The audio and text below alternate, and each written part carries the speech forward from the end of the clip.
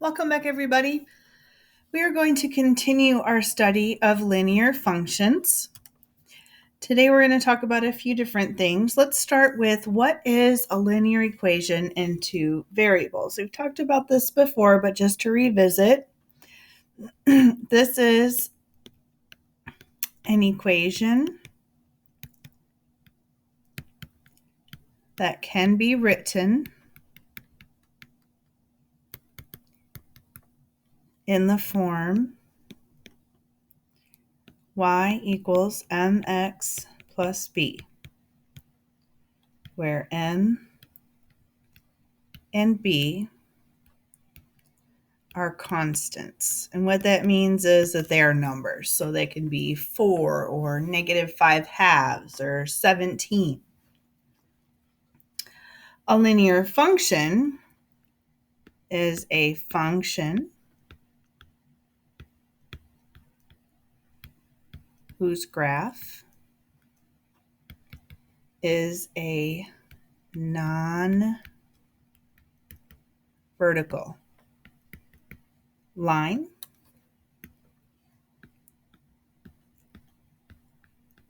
has a constant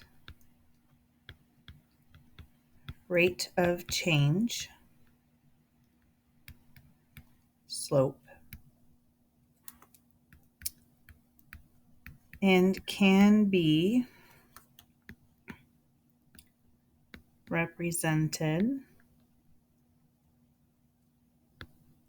by a linear equation into variables. The y equals mx plus b.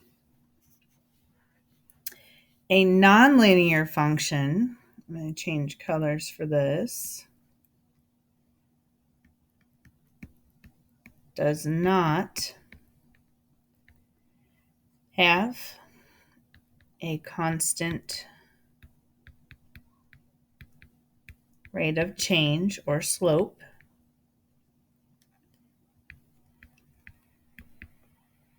and therefore is not a line.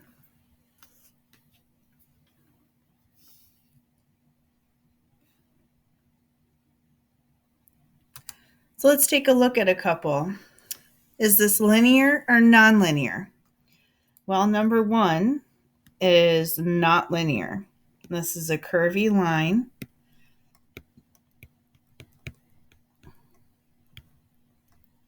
And it doesn't have a constant rate of change. On the left side here, our rate of change is decreasing, and then it changes on the right side to increasing. That's not a constant. It's changing from negative to positive. Number two is a straight line.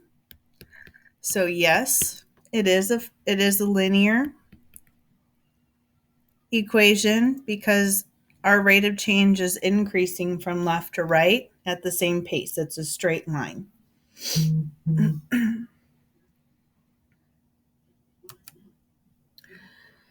So let's take a look at this table. How do we know from a table if it's linear or nonlinear? Well, remember, it has a constant rate of change. So that means that we'd have to be moving from number to number to number on both the x and the y at the same amount every time. So let's look at x. We're adding 3, adding 3, adding 3. Well, that's the same. Let's take a look at y. 36 to 30, we're subtracting 6. 30 to 24, we're subtracting 6. 24 to 18, we are subtracting 6. So yes, this is linear because we are changing by the same amount each time. Our rate of change is constant. Let's take a look at example 4. So up here on the x, we are adding 2 to get to 3, adding 2 to get to 5, adding 2 to get to 7. So that part is the same. We can't just assume that that means the rate of change is the same and it's linear though. So let's take a look at y. So from 2 to 9, we're adding 7. 9 to 20, we're adding 11. And 20 to 35, we're adding 15. These are not the same. That means this is non-linear. And it's nonlinear again because even though we're adding the same thing to the x values, the y values, we're adding different things. So the rate of change is not constant.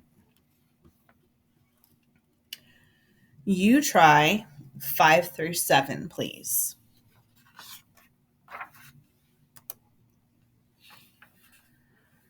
Looking at example 9, we're still talking about linear functions. Now remember we said linear functions would be written y equals mx plus b. And so are there any of these that we could make look like y equals mx plus b? Well, this one is very close. The only thing is we're missing here is the mx, but could we make that 0x plus 3.8? Would that be the same? Well, it would because the x technically isn't there. So this could be a linear function. The square root of x, I can't write that as y equals mx plus b. Same thing with the y to the equals 3 to the x power. That x is in the exponent, so I can't do anything about that. Y equals 2 over x. Yeah, I can't do anything about that either because x is underneath a fraction. Let's see, y equals 6. What if I distributed this? Y equals 6 times x, which is 6x, and 6 times negative 1, which is negative 6. Remember, we're trying to make it look like this. Well, there's mx and then b. B is negative here, but that's okay because that could be a plus negative 6. So this works as a linear function. This last one, well, I have x squared, which is not x to the first. So that one cannot be linear either. You try 10, 11, and 12. So just to review, when we're looking at the words, an output is 3 more than the input. The equation to represent that would be y equals x plus 3, because remember, x is the input, and then y, a different color here, y is the output. The table means we're taking negative 1 and plugging it in for x, and when we do that, we get 2. Then we plug in 0 for x, and we get 3. 1 for x, we get 4. All of these on our input-output table is the same as our mapping diagram, just that we changed it to circles rather than a table. And then the graph is plotting our XY table, our input-output table. So this is negative 1 comma 2, and here's the point. 0 comma 3, here's the point. 1 comma 4, and here's the point, and so on. So there's 1, 2, 3, 4, 5 ways to represent the same thing.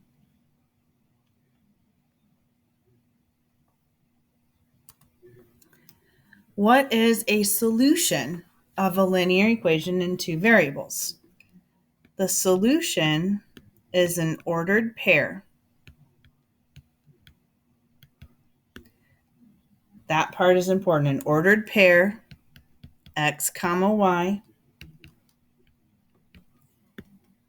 that makes the equation true.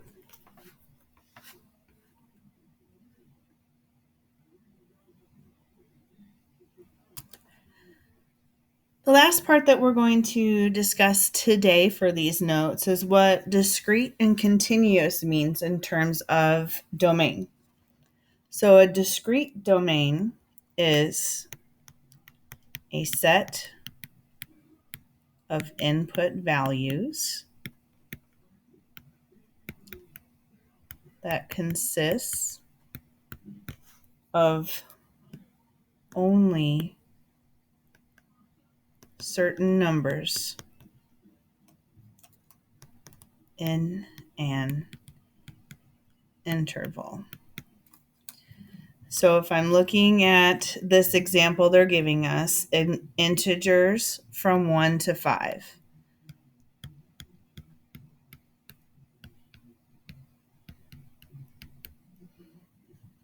Integers are just 1, 2, 3, 4, 5. They're the whole numbers. There's no decimals, no fractions. They could be negative, but in this case they're not because they're telling us positive 1 to positive 5. And so I just have a dot at each one of those values. 1, 2, 3, 4, 5. That's from 1 to 5. A continuous domain is a set of input values that consists of all versus certain. This is all numbers in an interval. So all numbers from 1 to 5